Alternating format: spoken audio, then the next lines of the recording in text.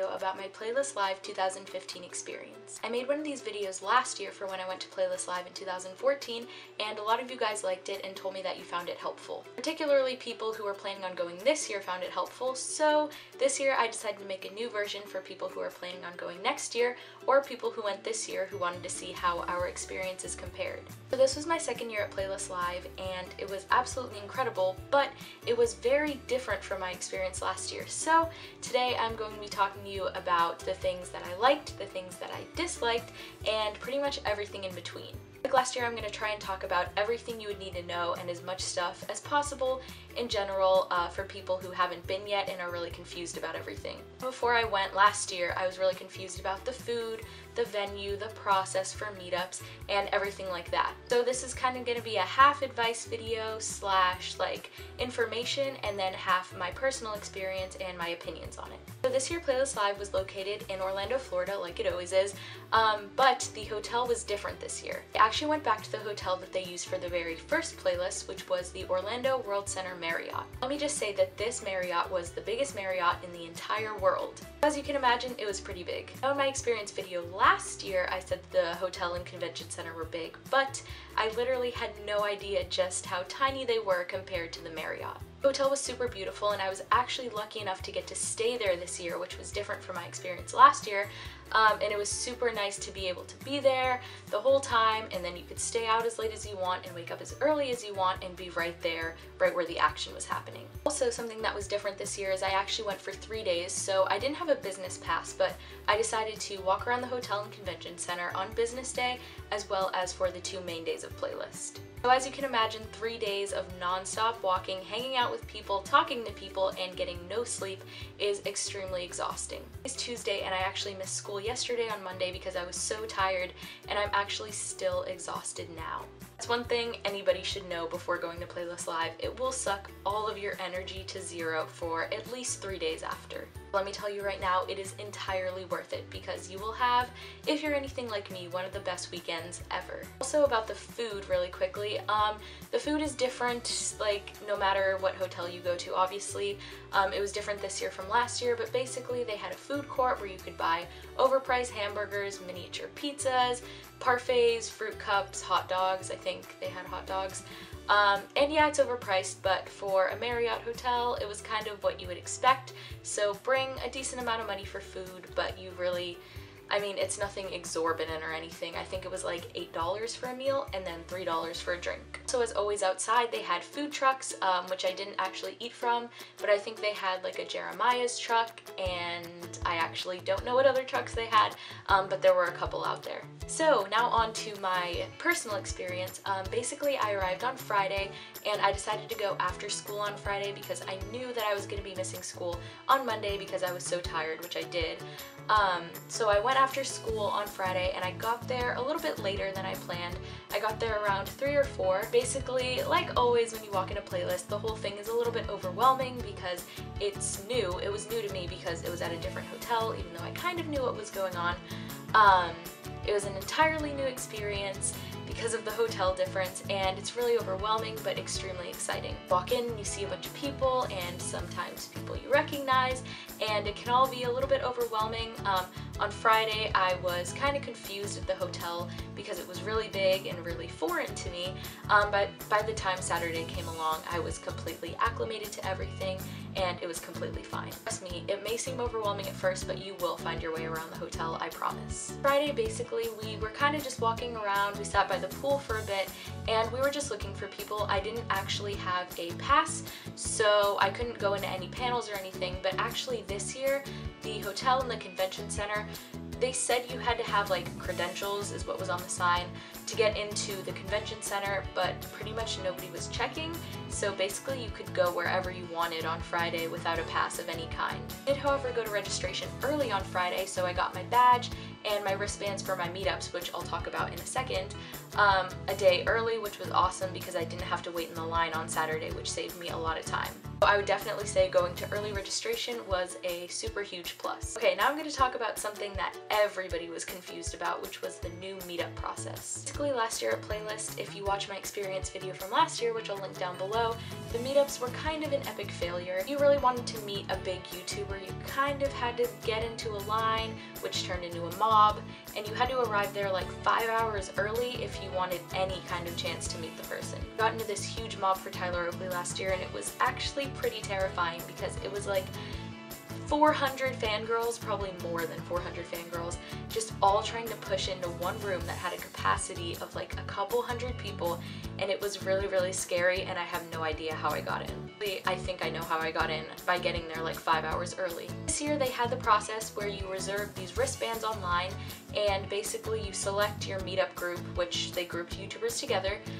You pick the people that you wanted to meet, and then basically when you go to registration, they gave you a wristband, and the wristband guaranteed that you got into the meetup, which was super nice to have an assurance in your mind and not have to be anxious about whether you're gonna get in or not. These are what the wristbands look like. After you got out of the meetup, they cut them off of your wrists, which is why I don't have them on, or why they're cut in half. I probably would have taken them off by now. But so basically on this one, it says Saturday PM. They had the date and the time, and they were also color coded. So this one was for Alfie Days, and then this one says Sunday AM, and it was for Dan and Phil. Basically, the wristbands were a super huge help because you only had to get to the meetup a little bit early if you wanted to. You could pretty much arrive at the time that they told you online. And then there was no pushing, no shoving. It was just a really stress-free process. The only thing that was stressful about it was reserving these wristbands in advance, because it was pretty cutthroat. As you can imagine, a lot of people wanted to meet Alfie and Dan and Phil, so you kind of had to get the wristbands and reserve them super early and be super quick on the website. But it was still really, really nice to be guaranteed to meet people instead of having to wait until the day of and then be wondering if you're going to get into any meetups at all. And on Friday at registration, they actually gave out these little wristbands to go to Universal Studios on Sunday to an event where they actually shut down the park for only Playlist Live people and primarily VIPs. They let all the VIPs in, which are like the famous people at YouTube, the famous people at Playlist, and then a few, you know, normal guests also got these wristbands, which was nice, and I'll talk more about that when I talk about Sunday. But basically, yeah, that was pretty much all that happened on Friday. We were just kind of walking around. Then on Saturday, we actually went to our first meetup, which was for Alfie, which was super cool. We got to meet him. He was super kind, and the wristband process was awesome. They just check your wristband when you go in, and basically that's how they know that you're allowed to be there, and everybody who has one of these wristbands is allowed to be in. Pretty much all I did on the rest of Saturday was just walk around. I went to the main stage to see a couple of performances, and it was pretty much a pretty chill day for the main day of Playlist. I'm not gonna lie, my Sunday was a lot crazier, which I'll talk about in a second. So I forgot to show you, but this is what the badges looked like. They were kind of similar to last year's. They just had the District Lines lanyard thing. This is what they looked like. As you can see, I got Alfie to sign my badge, as well as Dan, and Phil signed up there, which was pretty cool. Sunday was a super awesome day for me in my experience.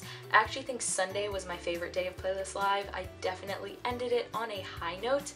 You can check out my vlog if you want to see me filming everything as it happened, but basically we got to meet Dan and Phil, who, me and my friend, who went together. They are our absolute favorites. We completely love them. Last year I was freaking out because I got to meet Joe, who's also my favorite, and this year I got to meet Dan and Phil. So always on Sunday, I think the best stuff happens to me.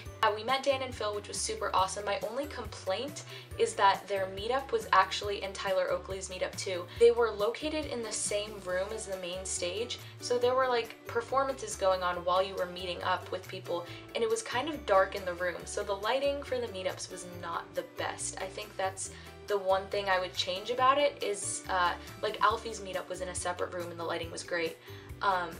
But for some of the meetups, they were in the same room as the main stage, which last year the main stage was just by itself, so it was kind of weird and the lighting was kind of bad. but that's really my only complaint. Pretty much afterwards, we got to see Tessa Violet and Rusty Clanton perform, and we talked to them. We've met them several times before, and they're super duper amazing. So that was an awesome part of my experience.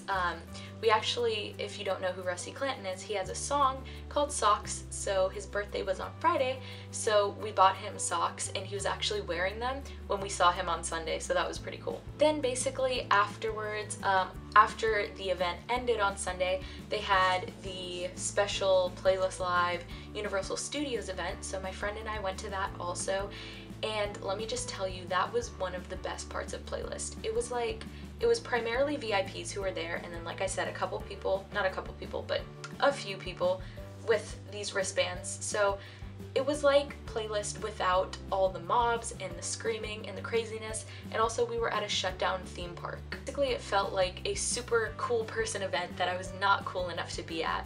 It was really awesome. There were just famous YouTubers walking around everywhere. There we saw John Cozart, we saw Jim Chapman, we met him, we saw Thomas Sanders, we saw a bunch of people from SDK, Alex Ernst, we saw JC, Ricky, just all these people who everybody obsesses over, just walking around like casually at Universal with like a couple people going up to them, and it was just such a chill experience. It was really cool to see all the YouTubers walking around without them being mobbed, because it felt like, I don't know, it was just so chill and really nice. So the park was shut down except for the people from Playlist, so there were probably a couple hundred people in there max, and there was a 0-minute wait for every ride, which was pretty cool. And my friend and I got to go on a bunch of rides, and we actually went on rides with famous people, which was weird but really fun. Pretty much concludes my Playlist Live experience. This weekend was absolutely amazing. It has been one of my favorite weekends ever. I think that it exceeded my 2014 experience, which I also really loved if you saw my video. Obviously, so many more things happened this weekend that I didn't get the chance to talk about. This is an extremely condensed version, and also my train of thought is in like a million places because I'm so tired, and it's also been like 2 days since it happened, so some stuff has slipped away. Like I said, if you want to see the vlog that I made with my friend while I was there, you can check it out in the description box. Also, if you want to watch my Playlist Live experience from last year to see how it was different, you guys can go ahead and check that out down below, as well as my vlog from last year. So completely random side note, somebody gave me those balloons that you see in the background, and they were actually in Zoe's meetup, so there you go. A nice little quirky fact about the background. That pretty much concludes this video. Thank you guys so much for watching. If it's the first video that you've ever seen of mine, hello, my name's Andrea, and it's nice to meet you. Be sure to check out my vlog as well as some of my other videos, and subscribe if you like them. Hope that if you went to Playlist, you had an absolutely amazing playlist like I did, and if you're planning on going next year, I would definitely recommend it because it is so much fun. Thanks so much for watching, and I'll see you guys in my next video. Bye guys!